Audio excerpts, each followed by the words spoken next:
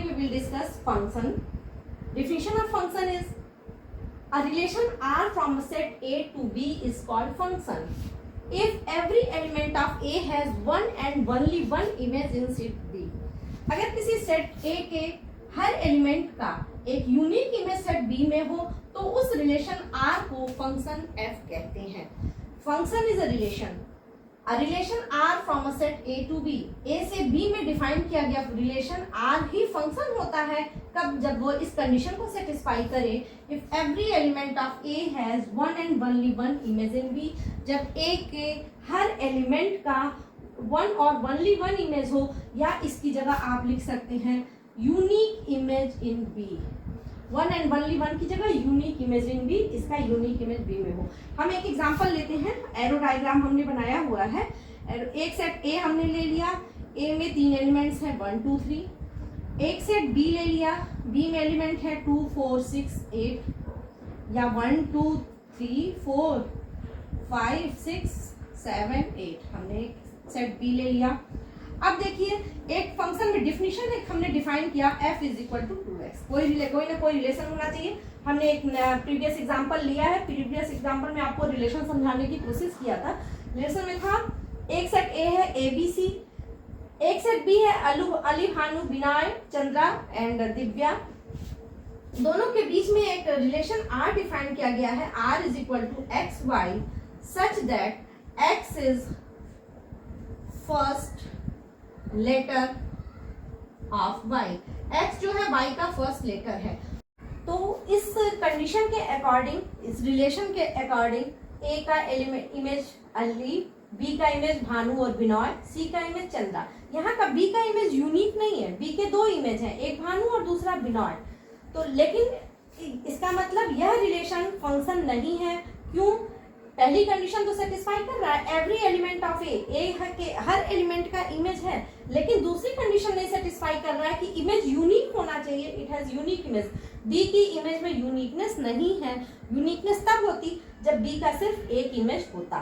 तो आपको इसी का दूसरा एक एग्जांपल हमने लिया है. Example set A 1 2 3, B 1 2 3 4 5 6 7 8.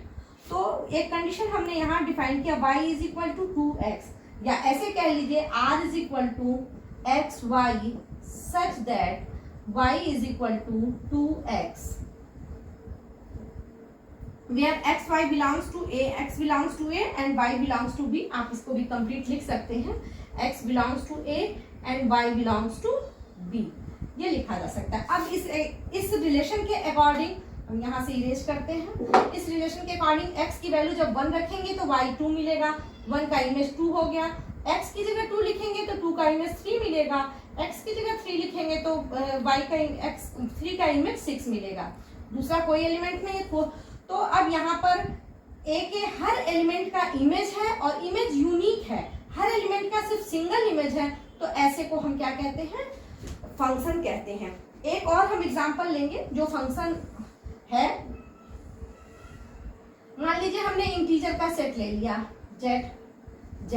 कुछ एलिमेंट्स को हम लिख दे रहे हैं -1 -2 -3 1 2 3 dash dash dash 0 -1 -2 -3 dash dash dash 1 2 3 dash dash dash. अब दोनों के बीच में एक फंक्शन हमने, एक रिलेशन हमने डिफाइन किया r इज इक्वल टू, या ऐसे अब डायरेक्ट हम इसको लिखेंगे y is equal to x square. हमको रिलेशन अलग से लिखने की जरूरत नहीं है. बस आपको ये जानना जरूरी है कि every relation is not a function but every function is a relation. Function is types of relation but every relation is not function. Her relation function नहीं होता है बट हर फंक्शन रिलेशन होता है. तो y is equal to x square हमने लिखा. अब x की वैल्यू हम जब 0 लिखेंगे तो 0 का इमेज 0 आ जाएगा. -1 का इमेज क्या होगा? x की जगह -1 लिखेंगे तो -1 का इमेज 1 आएगा और 1 का भी इमेज 1 ही आएगा क्योंकि 1 स्क्वायर 1 होता है. ऐसे ही -2 का इमेज क्या आएगा? तो -2 का इमेज 4 आएगा. 4 हम यहाँ लिख दे रहे हैं. 2 का भी इमेज 4 आएगा. तो अब आप यहाँ देखिए, इसी तरह -3 का इमेज हमको 9 मिल जाएगा. 3 का भी इमेज 9 मिलेगा. -4 का 16 मिलेगा. ये z पूरा इंटीजर का सेट है. डैश डैश डैश हमने डॉटेड इधर कर दिया है. तो अब आप देखिए कि हर एलिमेंट का इमेज है, हर एलिमेंट का एक स्क्वायर आपको मिलेगा जो इंटीजर में बिलोंग करेगा। लेकिन यहाँ सारे एलिमेंट किसी किसी के इमेज हो ये जरूरी नहीं है। जैसे कोई भी निगेटिव, आपको पता है कि किसी नंबर का होल स्क्वायर कभी निगेटिव नहीं होता है, तो इसका मतलब -2 -3 -4 माइनस इंफिनिटी तक के जो एलिमेंट्स होंगे वो किसी के इमेज नहीं होंगे।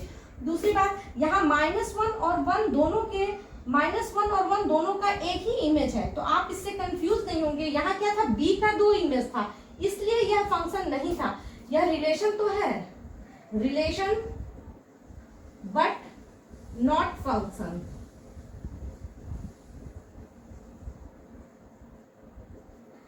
यहाँ क्या है, ये रिलेशन तो खैर है ही है, फंक्शन भी है। क्यों? क्योंकि -1 का तो सिर्फ एक इमेज है ना, -1 का सिर्फ एक इमेज है 1 का भी सिर्फ एक इमेज है 1, 2 का सिर्फ एक इमेज है 4, -2 का सिर्फ इमेज है। कहने का मतलब दो एलिमेंट का एक इमेज तो हो सकता है, लेकिन एक एलिमेंट का 2 इमेज होगा तब वह फंक्शन नहीं होगा। तो इसी तरह हम फंक्शन के कई एग्जांपल्स ले सकते हैं। आपको वन एंड ओनली वन की जगह आप एक वर्ड यहाँ पर हम यहाँ ब्रैकेट में इसको लिख दे रहे हैं, वन एंड ओनली वन की जगह, that is unique. Unique, every element of set A has one and only one image that is unique in set B. set B. अब एक चीज डोमेन और रेंज के बारे में जान ले। हम लोग ने कल पढ़ा था कि ये ABC से मिला हुआ सेट डोमेन होता है, और जो इमेज का सेट होता है उसको हम लोग क्या कहते हैं, रेंज कहते हैं। जैसे इसमें रेंज था अली, भानु, बिनॉय एंड चंद्रा, और कोडोमेन क्या था, कंप्लीट सेट बी को कोडोमेन कहते हैं। अली, भानु, बिनॉय, चंद्रा एंड दिव्या, ये कोडोमेन हो गया। इस सेट में 1 2 3, तो जब हर एलिमेंट का इमेज है, इसका मतलब डोमेन क्या होगा, कंप्लीट सेट ए होगा। ये कंप्लीट सेट जेड होगा। यहाँ डोमेन पूछा जाएगा तो आप इंटीजर जेड लिख देंगे, यहाँ डोमेन पूछा जाएगा तो सेट ए डोमेन होता है।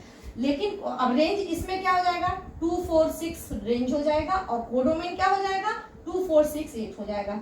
इसमें डोमेन क्या होगा, तो पहले तो डोमेन हम लिख दें, डोमेन कंप्लीट जेड हो जाएगा। रेंज लिखिए, रेंज क्या होता है, इमेज से बना हुआ सेट होता है, तो 0 1 2 3 4 यही सारे एलिमेंट्स क्या होंगे, किसी न किसी का इमेज होंगे। तो ऐसे कंडीशन में हम क्या लिखेंगे, जो 2 भी किसी इंटीजर का होल स्क्वायर नहीं होता है, तो 0 1 4 9 16 एंड सो ऑन, ये हमारा डोमेन हो रेंज हो गया। और कोडोमेन क्या होगा, कोडोमेन कंप्लीट सेट बी को कोडोमेन कहते हैं, तो बी भी जेड हो जाएगा। कभी कभी जेड और बी दोनों सेम होते हैं, बस हाँ ये जानना है कि जो सम कंप्लीट सेट ए जेड रहे, डोमेन होगा। तो अब आपको टाइप्स ऑफ फंक्शन बता दे रहे हैं हम। हाँ, इसी फंक्शन में एक चीज ध्यान देने की है, अगर ये रियल नंबर से बना हुआ सेट है, जैसे हमने एक इंटीजर का एग्जाम्पल लिया है, अगर इसी एग्जाम्पल की जगह हम रियल नंबर का एग्जाम्पल लेते, उस कंडीशन में इस फंक्शन को रियल वैल्यूड फंक्शन कहते हैं। एक स्पेशल टाइप है, इसका नाम है कि अगर ये रियल नंबर के सेट में डिफाइन किया गया है तो क्या हो जाएगा, तो वह रियल वैल्यूड फंक्शन कहा जाता है, उसका पर्टिकुलर नाम है, बस यही जानना है। और टाइप्स ऑफ फंक्शन हम आपको डिस्कस कर ले रहे हैं। टाइप्स ऑफ फंक्शंस कितने टाइप के फंक्शन होते हैं। फर्स्ट हमने लिया है आइडेंटिटी फंक्शन। फंक्शन को हम शॉर्ट में इस तरह से लिखते हैं, ये फंक्शन है। आइडेंटिटी फंक्शन किस फंक्शन को कहते हैं, जब y is equal to f x is equal to x हो, तो ऐसे फंक्शन को आइडेंटिटी फंक्शन कहते हैं। इट मीन्स देखिए, y को हम एफ एक्स से रिप्रेजेंट करते हैं, या तो आप f x is equal to x लिखिए या y is equal to x लिखिए, डायरेक्ट दोनों सेम है। तो y is equal to x जब फंक्शन लिया जाता है तो ये आइडेंटिटी फंक्शन होता है। इसको ग्राफ से भी हम क्लियर कर देते हैं, तो इसका फिगर कैसे आता है। आइडेंटिटी फंक्शन, अगर x की वैल्यू 1 लेंगे तो y 1 आएगा, x की वैल्यू 2 लेंगे y 2 आएगा। तो आप इसमें x की वैल्यू 0 y की वैल्यू 0, x की वैल्यू 1 y की वैल्यू 1, x की वैल्यू 2 y की वैल्यू 2, x की वैल्यू -3 y की वैल्यू 3, और आपको ये इस तरह का एक लाइन मिल जाएगा। अब आपको लग रहा होगा कि मैंने केवल पॉजिटिव नंबर्स रखा है, हम नेगेटिव रखते हैं। x की वैल्यू -1 रखेंगे तो y क्या मिलेगा, -1, मतलब यहाँ एक पॉइंट मिल जाएगा। -2 रखने पर यहाँ -2 मिल जाएगा, -3 रखने पर -3, और आइडेंटिटी फंक्शन का ग्राफ इस तरीके का होता है। ठीक है, ये ग्राफ से रिप्रेजेंटेड एरो डायग्राम नहीं है, ग्राफ से जिसका रिप्रेजेंटेशन हमने कर दिया है। सेकंड है कांस्टेंट फंक्शन। कांस्टेंट फंक्शन किसे कहते हैं? जब y इज इक्वल टू सी के फॉर्म में कोई फंक्शन दिया गया है, ये हमने यहाँ लिखा नहीं है कि function is defined from f r to r, real number के होल रियल नंबर के सेट में डिफाइन किया जा रहा है। मतलब पहला वाला सेट भी रियल नंबर है और दूसरा सेट भी, को डोमेन भी रियल नंबर है और डोमेन भी रियल नंबर है। रेंज तो इस पे डिपेंड करता है कि जो हमारा इमेज आएगा उससे बना हुआ सेट रेंज होगा। तो आपको क्वेश्चन में डोमेन और रेंज कैलकुलेट करने को आएगा, फाइंड डोमेन एंड रेंज, तो आप कैलकुलेट करेंगे। y इज इक्वल टू सी है। अब इसका मतलब हम c की कोई भी x की कोई भी वैल्यू रखें, y क्या है c x पर डिपेंड नहीं कर रहा है, तो कोई भी वैल्यू रखेंगे। अब c की वैल्यू आप y इज इक्वल टू 2 ले लीजिए, तो y इज इक्वल टू 2 क्या है? x एक्सिस के पैरेलल एक लाइन है 2 डिस्टेंस पर, ये लाइन हो गया। अब x की कोई भी वैल्यू है, y की वैल्यू हमेशा 2 ही आएगी। x 0 पर भी y 2 है क्योंकि फंक्शन कांस्टेंट है, x 1 पर भी y 2 है, x 2 पर। तो ये ग्राफ आपको इसको रिप्रेजेंट कर रहा है, ये बता रहा है कि y इज इक्वल टू 2 का ही ये ग्राफ है 2 यूनिट डिस्टेंस पर। अगर हम y इज इक्वल टू -2 लिए होते तो ये ग्राफ हमारा 2 यूनिट नीचे हो जाता। ये 0 0 ओरिजिन हमने बना लिया है। तो ये दो फंक्शन हो गए, identity function, constant function. Third है पॉलिनोमियल फंक्शन। पॉलिनोमियल फंक्शन के बहुत सारे एग्जांपल हैं। जो पॉलिनोमियल से बना हुआ सेट इसका y होता है, y इज इक्वल टू जैसे x स्क्वायर प्लस 2 हमने ले लिया, या x square plus 2x plus 3 ले लिया एक सेट, ये पॉलिनोमियल फंक्शन है। अब इसका ग्राफ आप प्लॉट कर सकते हो। इसका ग्राफ प्लॉट करना थोड़ा सा मुश्किल है, हम लोग बनाएंगे। तो हम एक छोटा एग्जांपल ले रहे हैं, y is equal to x square, और इसका ग्राफ हम बनाएंगे तो इस तरीके का ग्राफ बनता है। ठीक, x की डिफरेंट वैल्यू पर y की हमको डिफरेंट वैल्यू मिलेगी। x निगेटिव लेंगे तब भी y पॉजिटिव मिलेगा। तो देखिए इसका नीचे की तरफ हमारा कोई डायग्राम नहीं है। इस फिगर को भी अगर आप ड्रा करेंगे तो ऐसा ही फिगर बनेगा, सिर्फ ये ओरिजिन से पास नहीं होगा, इतना ही डिफरेंस है। तो ये पॉलिनोमियल फंक्शन होता है, ये भी रियल नंबर के सेट में डिफाइंड होता है। यहाँ भी f from r to r है। फोर्थ है rational function, y is equal to f x is equal to 1/x। यहाँ एक पर्टिकुलर ध्यान फंक्शन डिफिनीशन में ही होगा, x is not equal to 0, क्योंकि x इज इक्वल टू 0 पर कोई फंक्शन, अगर डिनोमिनेटर में x है तो फंक्शन उस पर डिफाइन नहीं होगा। तो जब हम इसका फंक्शन बनाएंगे, अब आपसे डोमेन पूछ दिया, मान लीजिए यहाँ भी हमने कहा है कि रियल नंबर के सेट के लिए हम इसको डिफाइन कर रहे हैं। तो ये कंप्लीट रियल नंबर का सेट है, इसको एरो डायग्राम से भी बता दे रहे हैं। 0 1 2 3 डैश डैश डैश -1 -2 √2, ये सब रियल नंबर में आ जाएंगे। 0 -1 -2 हम सारा लिख नहीं सकते हैं, तो इसी तरीके से लिखा जाता है। अब क्या रियल नंबर के सेट में डोमेन ये इसका कंप्लीट सेट होगा? क्या इसमें यह फंक्शन डिफाइन किया जा सकता है? अगर हम रियल नंबर ले रहे हैं तो जब हम रियल नंबर लेंगे तो उसमें 0 भी आ जाएगा, और 0 पर यह फंक्शन डिफाइन नहीं है, और इसका मतलब 0 का कोई इमेज हमें नहीं मिलेगा। और जब किसी एक एलिमेंट का इमेज नहीं मिलेगा तो फंक्शन की डिफिनीशन ही सेटिस्फाई नहीं होगी। फंक्शन की डिफिनीशन है कि every element of this has unique images in this set. तो यहाँ पर हम डोमेन r टू r न लेकर हम r-0 लेते हैं। फंक्शन किसमें डिफाइंड है? हम रियल नंबर में से 0 को वहीं माइनस कर देते हैं, और इस फंक्शन में भी रियल नंबर 0 नहीं आता है, तो ये भी वही होता है। अब हम यहाँ से जब 0 हमने हटा दिया, हमको रियल नंबर, ये रियल नंबर का सेट नहीं है, r-0 सेट है, ये भी r-0 है।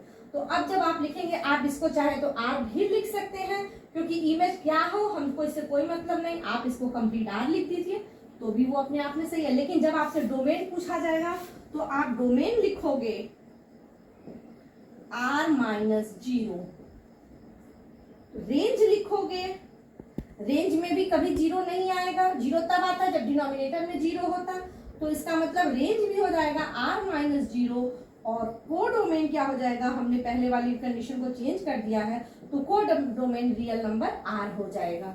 तो ये रेशनल फंक्शन की डिफिनीशन है। फिफ्थ है modulus function. Modulus modulus function आप लोग जूनियर क्लासेस में यूज करते आए हो। अभी तक आपने जहां भी मॉडुलस फंक्शन यूज किया होगा, हम लोग ये जानते थे कि अगर मॉड -5 लिखा है तो हम लोग उसको 5 लिखते हैं। क्यों लिखते हैं ये हम लोगों ने डेफिनेशन कभी नहीं पढ़ी थी। हम लोग इसको लिखते थे, एब्सोल्यूट वैल्यू हमने ले लिया है, -5 की एब्सोल्यूट वैल्यू 5 है। अब इसी डेफिनेशन को हम लोग इस तरीके से लिखेंगे, y इज इक्वल टू, ये एग्जांपल आप चलिए, y is equal to mod x। अब मॉड x तो ले लिया, अब मॉड x किस पर डिफाइन होता है, निगेटिव, अंदर में निगेटिव की वैल्यू भी हो सकती है, पॉजिटिव की वैल्यू हो सकती है। तो इसके अलावा हम लिखते हैं, या तो आप इस तरीके से लिखेंगे या फंक्शन लिखते हैं y is equal to x when x is greater than or equal to 0 and y is equal to -x when x is less than 0। जब x की वैल्यू लेस देन 0 होती है तो y को -x के equal लिया जाता है, और जब x की वैल्यू ग्रेटर देन और इक्वल टू 0 होती है तो y को x के इक्वल लिया जाता है। जब हम इसका ग्राफ प्लॉट करेंगे तो हम यहाँ एक ऐसे ग्राफ प्लॉट करने का आप लोग ये मेथड जानते हो कि हम लोग पर्टिकुलर कुछ वैल्यूज को निकालते हैं। बाकी ग्राफ को हमने ऐसे ही बना दिया, x की जगह अब हम अगर 1 लेते हैं तो y की वैल्यू क्या होगी, हम कौन सा फंक्शन, 1 इज ग्रेटर देन 0 है, आप 0 से स्टार्ट करो।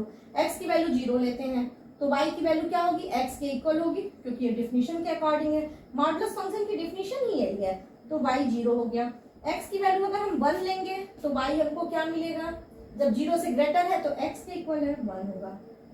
हम -1 ले लेते हैं, जब x की वैल्यू लेस देन 0 है तो y इज इक्वल टू क्या है, -x मतलब -1, -x is less than 0 is equal to 1। तो इसी वजह से हम लोग निगेटिव हो या पॉजिटिव हो मॉडुलस के अंदर की वैल्यू, हम लोग हमेशा उसको पॉजिटिव लेते हैं। तो एक कॉन्सेप्ट हमारे दिमाग में बना था कि हम पॉजिटिव निगेटिव कोई भी वैल्यू हो तो पॉजिटिव ही लेंगे। लेकिन क्यों लेंगे, क्योंकि मॉडुलस फंक्शन की डेफिनेशन यही है, x इज ग्रेटर देन और इक्वल टू 0 पर x और लेस देन 0 पर -x। तो जब -x लेंगे तो ये निगेटिव से पॉजिटिव में कन्वर्ट हो जाता है। -2 पर 2 होगा, 2 पर इसकी वैल्यू 2 होगी। तो जब हम इसका ग्राफ प्लॉट करेंगे तो इसका ग्राफ इस तरह से आता है, x की वैल्यू पॉजिटिव 1 2 3 4 5 कुछ भी लीजिए, आपको 1 2 3 4 5 मिलता रहेगा। x की वैल्यू -1 लोगे तो भी y 1 मिलेगा, -2 लोगे तो 2 मिलेगा, y हमेशा पॉजिटिव ही मिलेगा। तो ग्राफ इस तरीके का प्लॉट होता है। तो ये आपका रेशनल फंक्शन और मॉडुलस फंक्शन का हो गया डेफिनेशन, प्रॉपर्टी। इसको ध्यान दीजिएगा, फंक्शन के क्वेश्चन सॉल्व करते समय डोमेन रेंज निकालने में इसकी जरूरत पड़ेगी। Six function, signum function. Signum function में फंक्शन रियल नंबर के सेट में डिफाइन किया गया है। फंक्शन होता है y is equal to fx की जगह हम क्या लिखते हैं, x when x is y is equal to 1 when x is greater than 0, y is equal to 0 when x is equal to 0, and y is equal to -1 when x is less than 0। जब x की value positive है, less greater than 0 है तो y की value 1 के equal होती है, 0 है तो 0 के इक्वल होती है, और लेस देन 0 है तो -1 के इक्वल होती है। यही सिग्नम फंक्शन के डेफिनेशन है। इस डेफिनेशन के अकॉर्डिंग जब हम ग्राफ प्लॉट करते हैं तो आप ये देखेंगे, x इज इक्वल टू 0 पर हमको y 0 मिल गया, x is equal to x की वैल्यू 1 लेंगे तो y की वैल्यू 1 मिलेगी, x की वैल्यू 2 लेंगे तब भी y की वैल्यू 2 मिलेगी। 0 से बड़ा अगर आप पॉइंट 1 भी लेते हैं तो भी y की वैल्यू 1 मिलेगी। सिर्फ आपको 0 पर इसकी वैल्यू 0 मिलेगी। इसका मतलब ये इतना पॉइंट छोड़कर, इसको अगर हम छोड़ देते हैं तो इसको मिलाकर एक लाइन बना सकते हैं। और ऐसे ही जब x की वैल्यू लेस देन 0 हम रखेंगे, लेस देन 0 x की वैल्यू -1 या -0.1 रखेंगे तो y की वैल्यू -1 मिलेगी। -1 मतलब इस साइड में, तो 0 पर हमको 0 मिल रहा है, तो इसको यहाँ हमने कलर कर दिया, बाकी हमको ये एक लाइन मिल जाती है और इधर एक लाइन मिल जाती है। तो ये सिग्नम फंक्शन का ग्राफ होता है। तो सिग्नम फंक्शन की डेफिनेशन जाननी है आपको, आगे आपको डिफरेंशिएबिलिटी वगैरह आप पढ़ेंगे तो उसमें आपको यूज होगा। नेक्स्ट है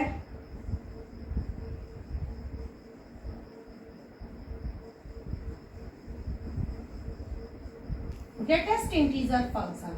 ग्रेटेस्ट इंटीजर फंक्शन क्या है, ग्रेटेस्ट इंटीजर फंक्शन मतलब किसी फंक्शन में का ग्रेटेस्ट इंटीजर्स का जो मैक्सिमम बड़ा से बड़ा पार्ट है उस पार्ट को लेगा। तो इसको डिफाइन किया जाता है y is equal to, function तो डिफाइन किया गया है रियल नंबर से रियल नंबर के सेट में, तो डेफिनेशन ले रहा है हमको, इसको इस तरीके से लिखा जाता है। इस फॉर्म में लिखने का मतलब है ग्रेटेस्ट इंटीजर फॉर्म। अब हम इसका आपको एग्जांपल देकर बताएंगे। इसका अगर y इज इक्वल टू 5.6 लिया है तो 5.6 में नॉर्मली हम लोग जानते हैं 5 प्लस 0.6 है तो 5 ग्रेटेस्ट इंटीजर, तो इसका इंटीजर पार्ट 5 है, लेकिन लिखते कब है, अगर हम इसको क्या करते हैं, दो पार्ट में इंटीजर प्लस फ्रैक्शन के पार्ट में ब्रेक करते हैं, c प्लस h के फॉर्म में इसको ब्रेक करते हैं और c प्लस h में ये इज इक्वल टू c हो जाता है, मतलब 5। तो यहाँ हम लिख दे रहे हैं y इज इक्वल टू, अगर c प्लस h के फॉर्म में है where c is an integer and h be any arbitrary small quantity then it is equal to c, and when y is written as c minus h, जब हम y को c minus h के form में लिखते हैं where c is an integer and h be arbitrary small quantity then it will be equal to c minus 1। अब देखिए इसी 5.6 को हमने 5 प्लस 0.6 लिखा था, हम चाहते थे इसको 6 माइनस 0.4 भी लिख सकते थे तो भी 5.6 हो जाएगा। तो जब इसको c माइनस h में लिखेंगे तो y की वैल्यू किसके इक्वल आएगी, c माइनस 1 के इक्वल आएगी, मतलब 6 minus 1 that is equal to 5। तो ये ग्रेटेस्ट इंटीजर फंक्शन है। टाइप्स ऑफ फंक्शन कंप्लीट हो गया है। Algebra of function, let f plus f(x to r) and g(x to r) be two real valued function। x और r के बीच में जहां x भी r का सबसेट ही है, एक फंक्शन f भी डिफाइन किया गया है और एक फंक्शन g भी डिफाइन किया गया है। किसी भी सेट पर हम एक से ज्यादा फंक्शन डिफाइन कर सकते हैं। अगर डिफाइन किया गया है तो f plus g x is equal to, दो फंक्शन का sum f(x plus g x के इक्वल होता है। जैसे मान लीजिए फॉर एग्जांपल हमने y या f(x is equal to x लिया एक फंक्शन और f(x is equal to x square ले लिया दूसरा, सॉरी f(x) नहीं लेंगे gx लेंगे, gx is equal to x square हमने दूसरा फंक्शन ले लिया, तो f plus g x is equal to x plus x square हो जाता है। उसी तरह सिमिलर वे में f minus g x is equal to f x minus g x हो जाएगा। बिल्कुल इसी पैटर्न पर f minus x g x तो x माइनस एक्स स्क्वायर हो जाएगा। f into g x is equal to क्या हो जाएगा, F x into g x, तो एफ एक्स एक्स है, जी एक्स एक्स स्क्वायर है, x into x square x cube हो जाएगा। f अपॉन जी एक्स क्या हो जाएगा, एफ एक्स अपॉन जी एक्स जीरो नहीं होना चाहिए, यहाँ एक नेसेसरी कंडीशन है, तो एफ एक्स अपॉन जी एक्स करेंगे तो x अपॉन एक्स स्क्वायर हो जाएगा। और अगर किसी फंक्शन में किसी कांस्टेंट से मल्टीप्लाई होता है तो वह कांस्टेंट उस होल फंक्शन में मल्टीप्लाई हो जाता है। ये अलजेब्रा है, क्वेश्चन करते समय आप लोग इसकी हेल्प लेंगे, तो नोट कर लीजिए। एक्सरसाइज 2.3 का question number 2, find the domain and range. तो डोमेन क्या होगा, x की जो पॉसिबल वैल्यू होगी वही डोमेन होगा। तो x हम क्या क्या रख सकते हैं, x हम पॉजिटिव वैल्यू भी रख सकते हैं, निगेटिव वैल्यू भी रख सकते हैं। हर फंक्शन के लिए ये डिफाइंड है, तो मतलब हमारा डोमेन हो जाएगा रियल नंबर का सेट हो जाएगा। अब आप देख लीजिए x की वैल्यू 0 भी रखी जा सकती है, -2 भी रखी जा सकती है, +2 भी रखी जा सकती है, 1/2 भी रखी जा सकती है, -3/2 भी रखी जा सकती है। तो ये कंप्लीट रियल नंबर का सेट हो गया। और रेंज क्या होगा इसका, रेंज मतलब इमेज से बना हुआ सेट। अब हम जो भी इमेज लेंगे, देखिए मॉड x, अभी हमने मॉडुलस फंक्शन बताया है इसलिए हमने कहा था कि आगे आपको हेल्प आएगा। मॉडुलस फंक्शन में मॉड x हमेशा पॉजिटिव वैल्यू आती है, x पॉजिटिव हो या निगेटिव हो। यहाँ तो मैंने कहा कि आप x पॉजिटिव और निगेटिव कोई भी वैल्यू सब्स्टिट्यूट कर सकते हो, लेकिन पॉजिटिव हो या निगेटिव हो मॉड x हमेशा पॉजिटिव आएगा। 0 भी आ सकता है, x की वैल्यू जब 0 रखेंगे तो मॉड x 0 आएगा, लेकिन जब मॉड x पॉजिटिव आएगा, बाहर निगेटिव रखा है तो वो नंबर हमेशा निगेटिव ही बन जाएगा।